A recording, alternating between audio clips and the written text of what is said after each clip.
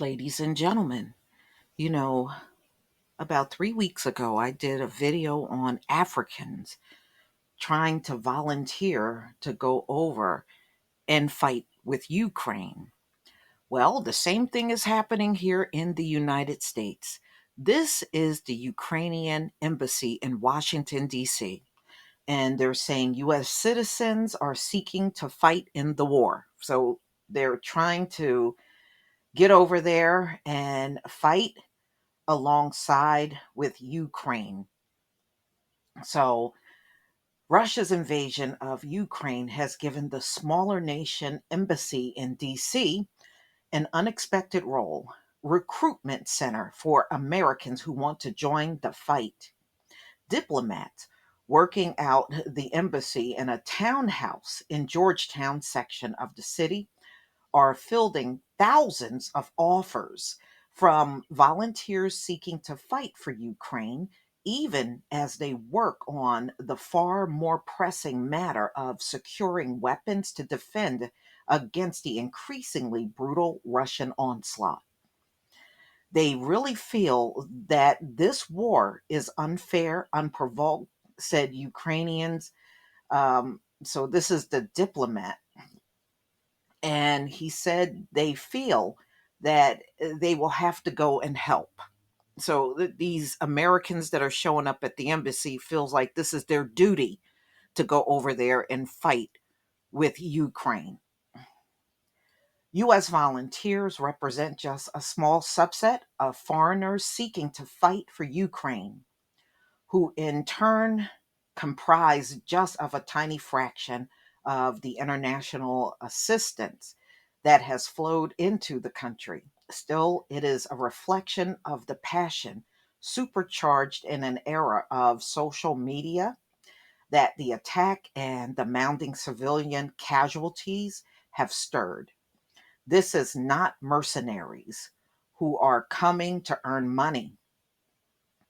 This is people of goodwill who are coming to assist Ukraine to fight for freedom. The US government discourages Americans from going to fight in Ukraine, which raises legal and national security issues. But you know what? I believe Americans are over there. If you get a chance, there is a story out on the internet of a ex-US Marines that went over there and he raped a woman in Ukraine. And this was not that long ago, probably like a week or two ago. So I believe Americans are already in there fighting. So since February 24th, I don't know why they keep saying 24th, it was the 22nd invasion. The embassy in Washington has heard at least 6,000 people inquiring about volunteering for service, the vast majority of them American citizens who oversees the screening. So, they're looking at the screening of potential US recruits, but this government is saying they don't want Americans going to the embassy and volunteering to fight. But so far, over 6,000 people have showed up at this very embassy that you're looking at in the picture to volunteer to go over and fight. Half of the potential volunteers were quickly rejected and didn't even make the Zoom interview. The general said they lacked the required military experience, had a criminal background, or weren't suitable for other reasons such as age, including a 16-year-old boy and a 73-year-old man. Damn. Some who expressed interest were rejected because the embassy said it couldn't do adequate vetting. The general didn't disclose the methods used to screen people. Okay, so according to the Associated Press, just after returning from the Pentagon for discussions on the military hardware um, for his country, this is the diplomat, they were discussing the military needs for defense. And he said he appreciates the support from both the US government and the public. Russians can be stopped only with hard fists and weapons, he said. So far, about 100 U.S. citizens have made the cut.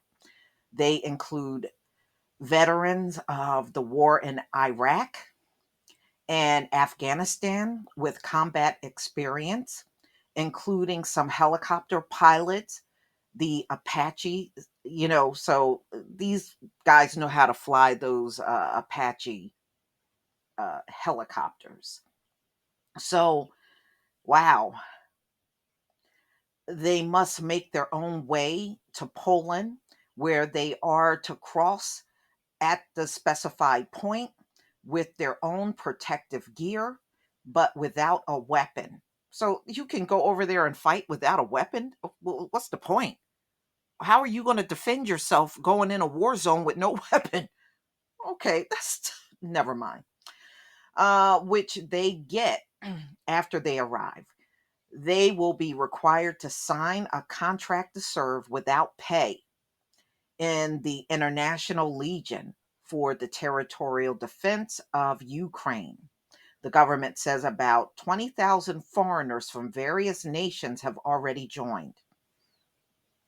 Mm-mm-mm. So they said,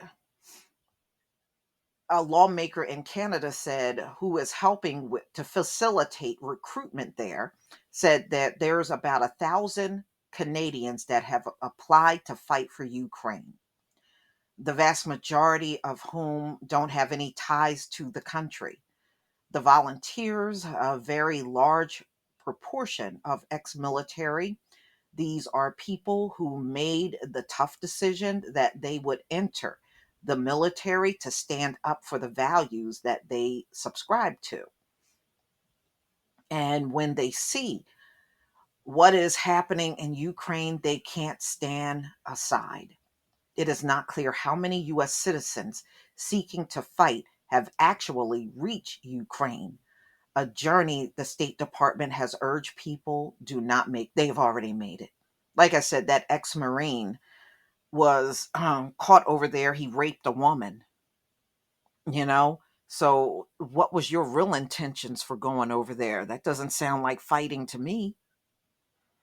So, we've been very clear for some time, of course, in calling on Americans who may have been resident in Ukraine to leave and making clear to Americans who may think of traveling there not to go. This is according to Secretary of State Anthony Blinken told reporters recently. U.S. citizens aren't required to register overseas. The State Department says it is not certain how many have entered Ukraine since the Russian invasion. Yeah, so they are aware that Americans have made the journey and made it into Ukraine in that war, you know? And so I don't think they know exactly how many Americans are over there fighting.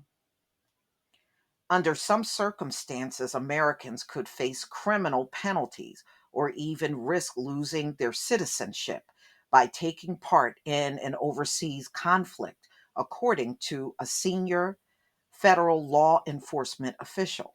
But the legal issues are only one of the many concerns for U.S. authorities who worry about what could happen if an American is killed or captured or is recruited while over there to work for a foreign intelligence service upon their return home, said the official who spoke on conditions of, they wanted to remain anonymous to discuss sensitive security matters.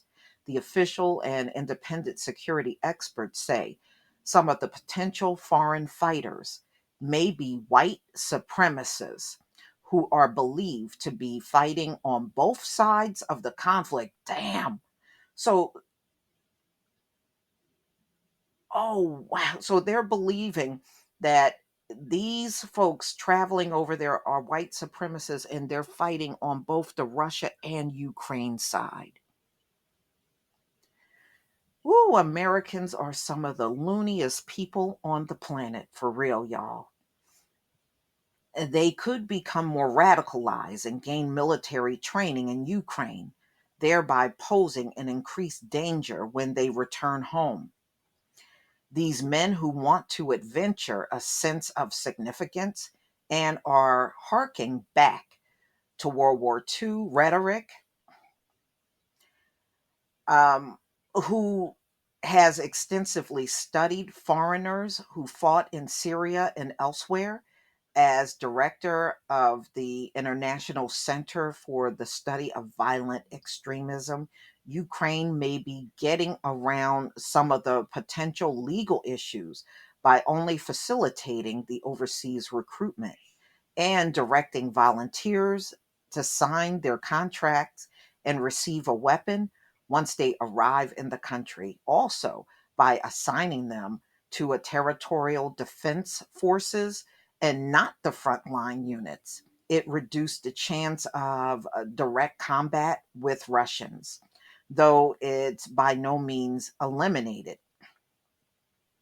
The general acknowledged the possibility that any foreigners who are captured could be used for propaganda purposes, but he didn't dwell on the issue, focusing instead on the need for his country to defend itself against Russia. We are fighting for our existence, he said.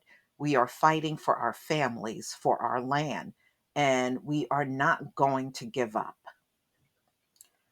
Wow. Mm, mm, mm.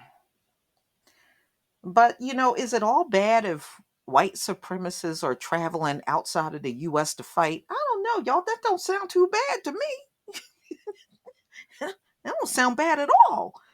But, y'all, please tell me what you think about Americans showing up at this embassy, the Ukraine embassy in DC, and volunteering to go over and fight on the behalf of Ukraine. Please leave your comment and subscribe. Don't forget to hit on the notification bell, and I'll see you on the next video. Peace, family.